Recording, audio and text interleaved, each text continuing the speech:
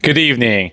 My name is Ross Nova, and tonight, it's been a while, I want to react to a video. It's CNN interviewing, you guessed it, crying Amy Klobuchar. Crying Amy, always crying.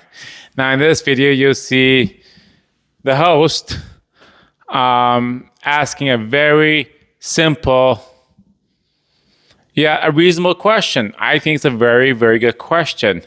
And watch Amy scurry away on how fast she scurries away from the question without answering the question. She is very, very good at scurrying away from questions and getting right back to her talking points. She's like a robot who just does not know how to answer proper questions. No heart, no soul. That's what people will be voting for.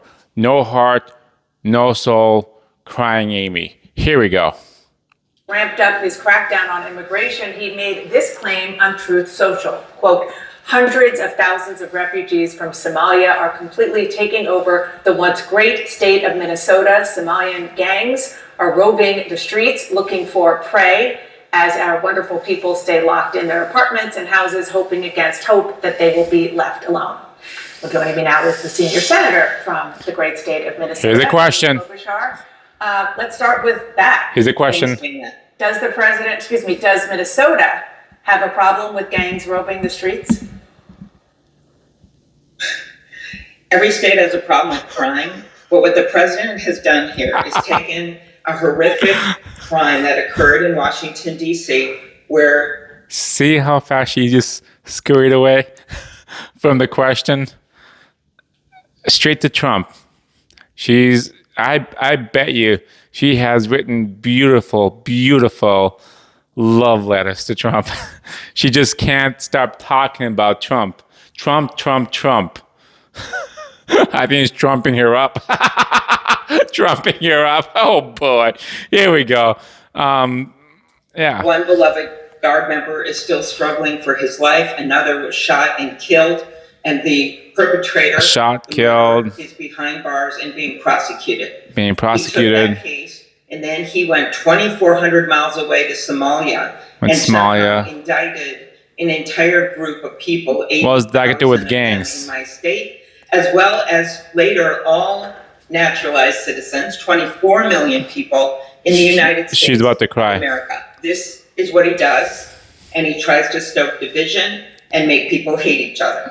And here are the facts. Oh boy. In the state of Minnesota, you have a state, which he also condemned our entire state, is in the top 5 for Fortune 500 companies per capita in the country. Now, it is a state with one of the... Now I'm talking about Fortune 500. From gangs to Fortune 500s to... best rates for unemployment, which of course we've been bad. To rates of unemployment. Like, she is really good at sticking to talking points. She doesn't know anything else but talking points. She is stuck on talking points. She cannot veer off talking points. You ask her, what's your favorite color? Well, you see, we love immigrants. They come and contribute. What's your favorite color? Well, we can talk about color of people, how we accept all ethnicity, backgrounds. It's a very simple question. What is your fucking favorite color? She cannot answer questions. And I bet you that's what she's playing it way too safe. She's just too safe. Battered by the Trump tariffs and the like. I'm talking about tariffs, okay. Strong economy in our state, and our state has a good healthcare system. Now healthcare system. These are talking points. To help the people of this country. And then we decided to blame the Somalian population. Now I'm talking about the blame game. Work in our schools, work in our airports, help take care of our seniors, and the vast majority of which are citizens of the... And 30 billion gone. United States of America. That's what he did. I do, before we move on, want to give you a chance to respond to something else that the president said. He said that Congresswoman Ilhan Omar probably came to the U.S. illegally, mocked the hijab that she wears. Funny. And he called your governor, quote, retarded. Funny. She's speechless. These words shouldn't even be repeated by anyone, much less a president of the United States. Again, he goes after people because talking point again. He goes after our governor and uses a slur that, by the way, has now led a legislator in Indiana who has a kid with disabilities to say that he's not going to vote with him on the redistricting. That's okay. In Indiana. These are the kinds of things he does. And she's about to cry. Don't cry on me now. But as we saw from the midterm elections, it's not working. People look at their grocery bills, they know who to blame. You. They don't want to see the chaos, they don't want to see the corruption. They mourn for the loss of this National Guard member, but they do not believe you should use it to turn away 24 million people who are already in this country who are naturalized citizens. I'm surprised she hasn't mentioned Alex and Renee yet. Maybe that's coming. I do want to turn to specifically the vetting, because that's one of her main talking points. Or so Afghans who were resettled in America after the military withdrawal. You have been very focused on this issue. Just in August, you co-sponsored, along with another number of Republicans, the Fulfilling Promises to Afghan Allies Act.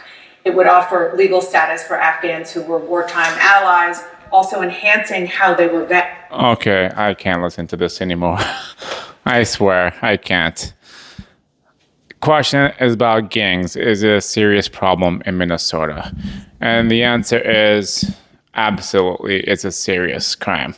Now, I don't know everything about gangs. I did a little bit of study of it, but that's been a while since I've done that. I did spend a good hour or so researching this morning about gangs. I have my whiteboard behind my phone here, so I will kind of read off what I've written, mostly just scribble notes. These are American gang members, has nothing to do with Somalis or illegals. This more had to do with stick-up boys. And 1-9 gang. They were involved in guns and drugs recently. 11 members have been arrested recently. Then we have the 10s and 20s. The names, I swear, they're not very intimidating.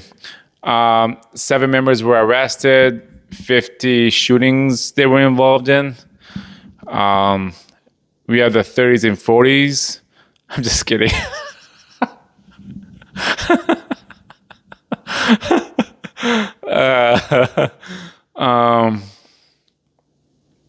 So we do have many gangs that are involved in guns and drugs and so forth.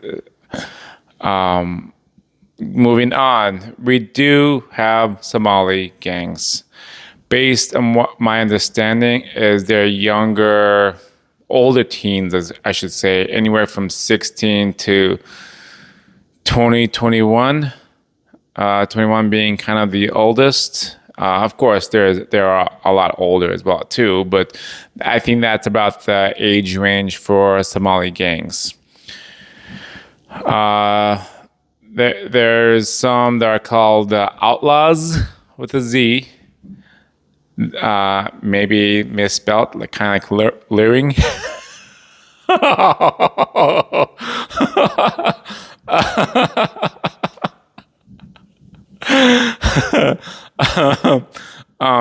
Boy. Horrible. All right, let's move on. There's another gang called Muddy, M-U-D-D-Y.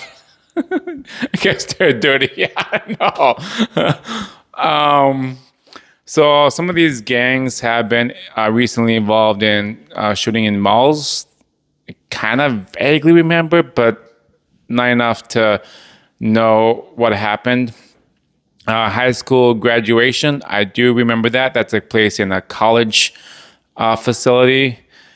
Basketball game with a tire iron, where 2 came in and hit a guy with a tire and iron in the basketball game. All these, most of these are linked to Al-Shabaab and ISIS.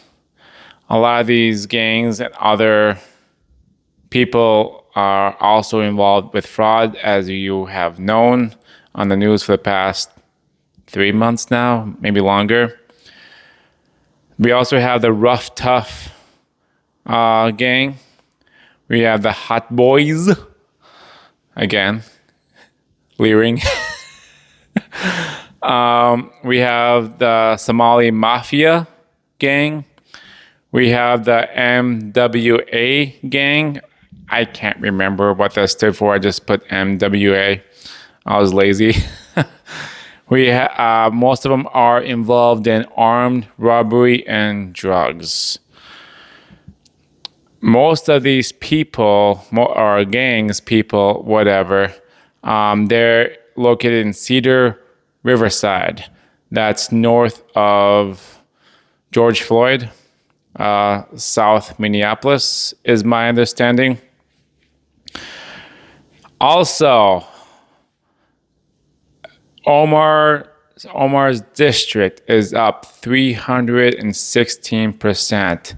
I think that's twice the national average and 3 times local Minnesota state, I believe, or something like that. We're just breaking records, kind of like how she broke records of going to 0 to 30 million in a single year or two. Everybody's breaking records, from fraud. We broke fraud records too. Biggest fraud ever. World record, right? Guinness World Record book for sure.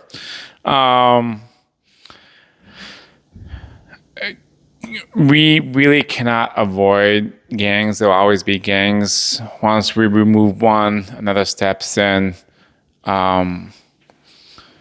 Any solutions to this problem, even though it's a major issue, I don't really have the perfect solution. Strong law enforcement for sure in that area, but a lot of cops, I believe, are avoiding that area for some reason. I believe. I could be wrong. That's why I'm very much supportive of ICE agents, because if they're here illegally and they are in gangs, gone, deported, bye-bye, see you never. We don't want these people in our neighborhoods. I'm sure there's a lot of people that are hardworking. There's good people in the Somali communities that just want to work, contribute, go home, relax, raise a family, and so forth. But gangs will make the Somali community look bad. It's that simple. So if we can have the ICE agents come in, remove the illegal Somalian gang members and deport them, that would help the police tremendously. That 316% in Omar's district can drop drastically, hopefully down to 20-30%. Will it ever drop down anytime soon? I have hope. I truly do have hope. Especially if we not elect crying Amy and someone else.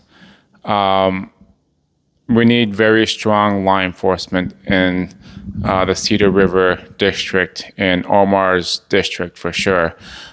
We do want ICE agents. We want Border Patrol agents in that district and cleaning it out completely. Any illegal gang members, gone. It's that simple. No ands, buts, ifs.